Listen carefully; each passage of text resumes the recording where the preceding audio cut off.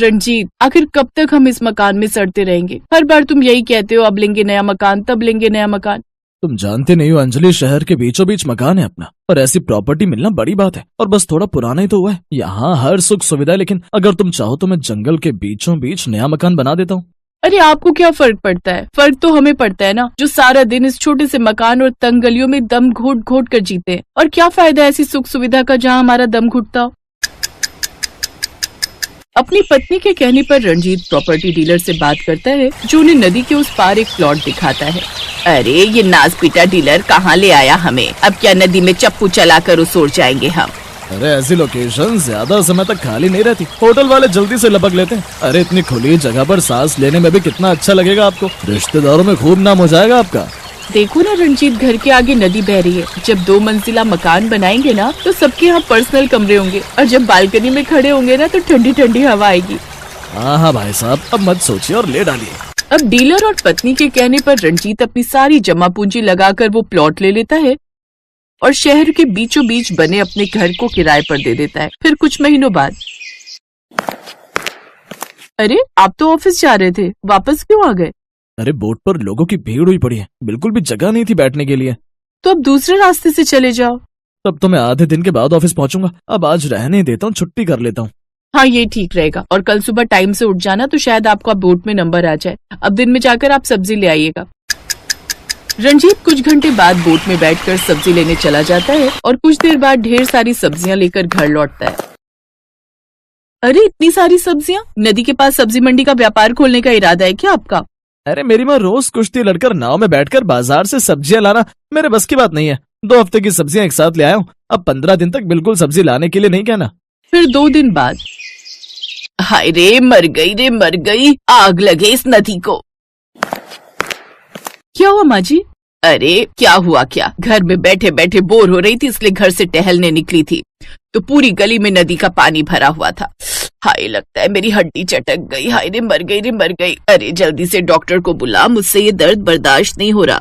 लेकिन माँ जी यहाँ कौन सा डॉक्टर आएगा? इसके लिए तो हमें नदी पार करके जाना होगा। ऐसी जगह लाकर बसाया है तुम कमबख्त होने की यहाँ कोई डॉक्टर नहीं मिल रहा। आप अंदर चलिए, मैं आपकी मालिश करके गर्म पट्टी बांध देती हूँ। रहने दे, कोई जरूरत नहीं है। ये सब जो भी हुआ है ना, सब तेरे कारण ही हुआ है। ना तो तू उस घर में सीलन की बदबू की शिकायत करती, ना तू घर छोटाए की रट लगाए रखती। माँ जी अब सारा इल्जाम मुझ अकेली पर ही क्यों डाल देती हैं? ये घर लेने का अकेला फैसला मेरा तो नहीं था ना। देख तू अब मेरा दिमाग खराब मत कर और मेरे बेटे को फोन कर, अब वही ले जाएगा मुझे। रणजीत जल्दी से घर आकर अपनी माँ को जैसे तैसे डॉक्टर के पास लेकर जाता है। ऐसे ही कुछ दिन बीतते हैं। अब बरसात का मौसम शुरू हो जाता है और नदी का पानी अब और भी बढ़ जाता है। अरे बेटा, ये नदी का पानी बाहर आ गया है, सब जगह कीचड़ ही कीचड़ हो गया है। माँ बरसात में तो शहरों के गड्ढे भी पानी से भर जाते हैं, और फिर ये तो नदी का किनारा है, तो कुछ दिन तो कीचड़ रहेगी ही।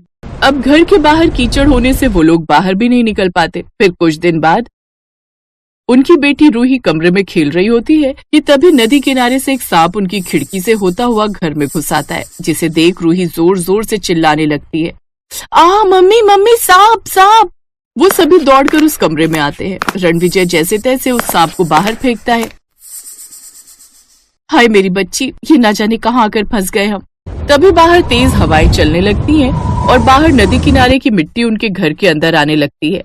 हे राम, ये कहाँ आकर फंस गए हम? हमने यहाँ आकर कोई गलती तो नहीं न की जी? अरे तो घबरा क्यों रही हो? हमने शहर वाला मकान बेचा थोड़ी ना, किराए पर ही दिया। इसको बेचकर वापस वहीं चले जाएंगे। 3 दिन बाद अचानक नदी का पानी काफी बढ़ जाता है। खबर में दिखाया जाता है कि पड़ोसी राज्य ने बांध का पानी छोड़ा है और निचले इलाकों और नदी किनारे बसे घरों का बाढ़ में डूबने का घर है। फिर उनके घर एक नोटिस आता है। क्या लिखा है इसमें? माँ इसमें लिखा है कि हमें जल्दी से घर खाली करना होगा, और अगर ये घर खाली नहीं किया तो पड़ोसी राज्य से छोड़े गए इस पानी से बाढ़ का खतरा बढ़ जाएगा और घर तक डूबने का भी डर है। और अगर ये घर डूब गया और किसी की जान चली गई तो इसमें सरकार की कोई जिम्मेदारी नहीं होगी। अरे ऐसे कैसे चला जाएगा? इतने पैसे लगाए हैं इसे बनाने में। माँ अभी ये सब सोचने का वक्त नहीं है, जान रहेगी तो ही रह पाएंगे ना इस घर में। चलो हम सब अपने शहर वाले घर में ही वापस चलते हैं। हमारा राज नहीं चल रहा मैडम, पूरे 1 साल का कॉन्ट्रैक्ट हुआ है। अगर साल भर से पहले घर खाली करवाया ना किराएदारों से तो 1 साल का किराया हमें उनको देना पड़ेगा। अब जब तक टाइम पूरा नहीं होता हमें किराए पर ही कहीं और रहना होगा। अब वो किराए के घर में चले जाते हैं जहाँ हर वक्त मकान मालिक की कुड़कुड़बाजी रहती है। बड़ी मुश्किल से वो वहाँ पर कुछ महीने बिताते हैं, फिर साल पूरा होते ही अपने शहर वाले घर में वापस लौट आते हैं। माँ जी, हमें अपना घर किराएदारों से वापस तो मिल गया, लेकिन आपको नहीं लगता कि उन्होंने इसकी कंडीशन पहले से भी ज्यादा खराब कर दी? अब तो कितनी स्मेल और घुटन हो रही है ना यहाँ। चुप कर तू, एक भी शब्द अपने मुंह से निकाला तो। अब जो है जैसा है हम यही रहेंगे, यही हमारा घर है अब, और यही मेरा आखिरी फैसला है। अपने पति के आगे अब अंजलि भी कुछ नहीं कह पाती और खुशी खुशी अब वहीं रहने लगती है। ससुराल हर लड़की का सपना होता है और वहां पर बिताया पहला दिन शायद ही कोई लड़की हो जिसे याद न रहे। ऐसी ही ये कहानी है करिश्मा की, जिसका ससुराल में पहला दिन होता है। नई नवेली सहमी सी दुल्हन करिश्मा सुबह तड़के 5 बजे उठ जाती है और सोचती है, हाय राम, सुबह के 5 बज गए और मैं अभी तक सो रही हूँ। जल्दी से उठकर नहा लेती हूँ, नहीं तो सब लोग क्या कहेंगे। करिश्मा जल्दी से नहाकर बाहर आती है और पूजा पाठ करके किचन में चली जाती है। अरे, अभी तो ठीक से सुबह भी नहीं हुई, फिर ये किचन में से कैसी आवाजें आ रही हैं? कहीं अपने यहाँ कोई चोर तो नहीं आ गया? चोर चोर चोर। बेचारी करिश्मा किचन में नाश्ते की तैयारी कर रही थी, लेकिन अपनी सास का शोर शराबा सुनकर वो डर जाती है और जल्दी से बाहर आकर पूछती है, चोर? कहाँ है चोर माँ जी? जल्दी बताइए, मैं अभी डंडे से उसकी पिटाई करती हूँ। किचन में चोर है, वहां से तरह तरह की आवाजें आ रही हैं। लेकिन किचन में तो मैं हूँ माँ जी, और वहां तो कोई नहीं है। अच्छा, फिर तो बहू तू ही होगी। मैंने खटर पटर की आवाज सुनी तो मुझे लगा शादी वाले घर में कोई चोर चोरी के इरादे से घुस आया है। पर बहू, तू इतनी सुबह सुबह किचन में क्या कर रही है? जी, वो मैं नाश्ते की तैयारी कर रही थी। अरे, इतनी जल्दी? सारा दिन पड़ा है अभी, ये काम तो बाद में भी हो जाएगा। पहले तू जाकर आराम कर ले, शादी की तैयारियों में थक गई होगी। जा बेटा, आज तो पहला ही दिन है, जाकर आराम कर। हाय, कितनी अच्छी सास मिली है मुझे, जो आराम करने के लिए कह रही है। और एक मेरी माँ थी, जो सूरज निकला भी ना हो फिर भी, सूरज कब का निकल गया, आधा दिन हो गया, कब उठेगी कहकर जल्दी उठा देती थी। यहाँ तो सूरज निकलने के बाद भी सासू माँ कह रही है, सो जा। करिश्मा खुश होकर अपने कमरे में निश्चिंत होकर सोने चली जाती है। सोते सोते उसे काफी देर हो जाती है। तभी हॉल में बैठी उसकी बुआ सास और मामी सास बातें बनाने लगती हैं और कहती हैं, हाय, हम का इतनी दूर लखनऊ से सोती बहू को देखने वास्ते आवत है। अरे, आजकल की बहुएं तो सिर पर चढ़ी रहती हैं, हमारी तरह थोड़ी ना, जो ससुराल के डर से आज भी कांपते हैं। वहीं पीछे खड़ा रजत उनकी सारी बातें सुन रहा होता है। अपनी बीवी की बेइज्जती सुनकर वो उनकी बातों पर पर्दा डालते हुए कहता है, वो तो कब की उठ गई है बुआ जी, वो कपड़े समेट रही है, सारा कमरा बिखरा पड़ा है ना, लहंगा जेवर, आप तो जानते ही हो शादी वाले घर में कितना काम हो जाता है। रजत जल्दी से अपने कमरे में जाता है और करिश्मा को उठाते हुए कहता है, करिश्मा, जानू उठ जाओ बेबी, जल्दी से उठकर नहा लो, सब रिश्तेदार बाहर तुम्हारा इंतजार कर रहे हैं। जी, मैं तो सुबह 5 बजे उठकर ही नहाकर पूजा पाठ करके नाश्ता बना लिया था, लेकिन माँ जी ने कहा अभी सो जाओ, इसलिए आकर सो गई। हाय मेरी नई नवेली दुल्हन, सुबह 5 बजे से उठी है, तब तो तुम अभी आराम कर लो। नहीं, अब मेरी नींद पूरी हो चुकी है, कहिए आपको कुछ कहना था क्या?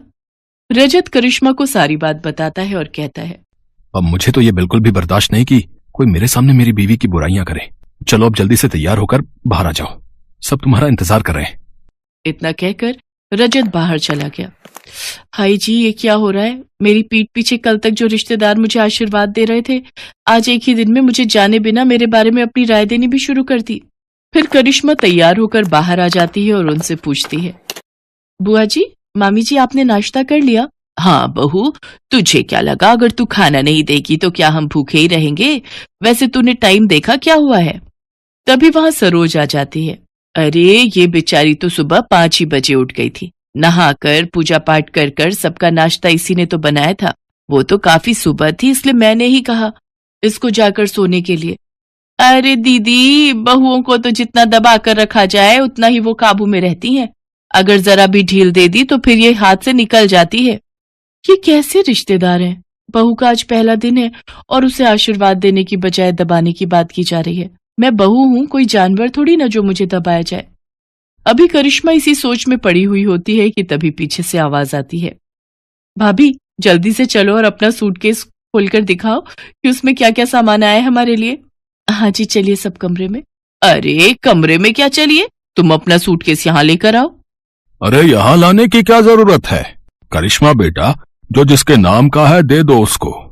अच्छा पापा, ऐसा कैसे? ननद को पूरा हक है अपनी पसंद का सामान लेने का। जो रिवाज है हम तो वही लेंगे।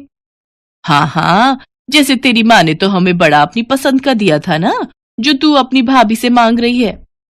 अरे कैसी बात कर रही हैं आप? आपने तो मेरी सबसे पसंदीदा जरकन वाली साड़ी पर हाथ रख दिया था और मैं बेचारी मना भी ना कर पाई।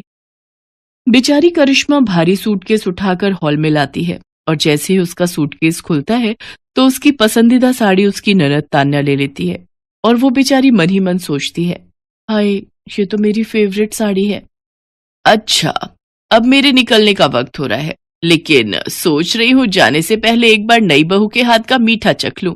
हाँ हाँ जरूर बुआ जी, आप बैठिए, मैं अभी आप सबके लिए हलवा बना कर लाती हूँ। हलवा नहीं भाभी, हमारे यहाँ तो मीठे में बहू खीर ही बनाती है, तो आपको भी वही बनानी है। खीर?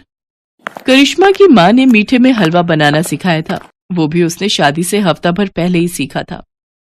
हे भगवान, मैंने तो माँ से हफ्ता भर हलवा बनाने की ट्रेनिंग ली थी, लेकिन खीर कैसे बनाते हैं वो तो मुझे आता ही नहीं।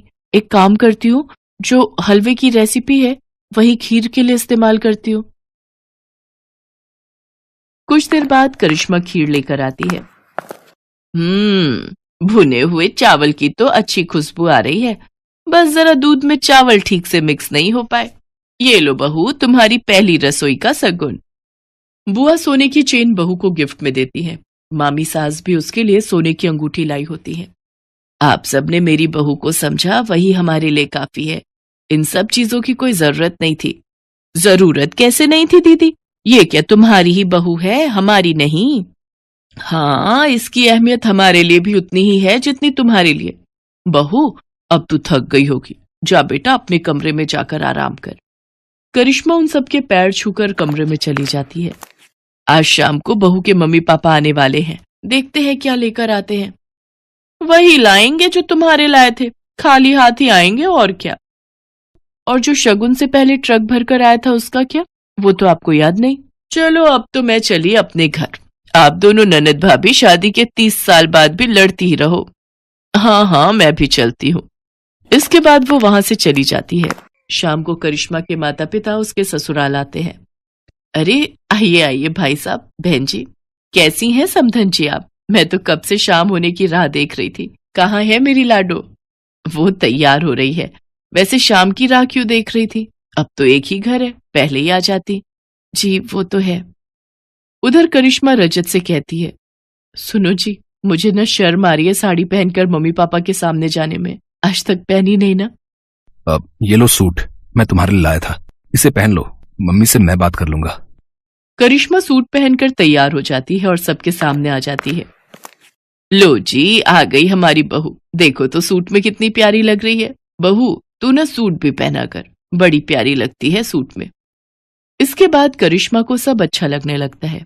उसकी शादी का पहला दिन उसके लिए खट्टा मीठा भरा रहता है, लेकिन प्यार करने वाले पति, सास, ससुर और ननद पाकर वो खुश हो जाती है।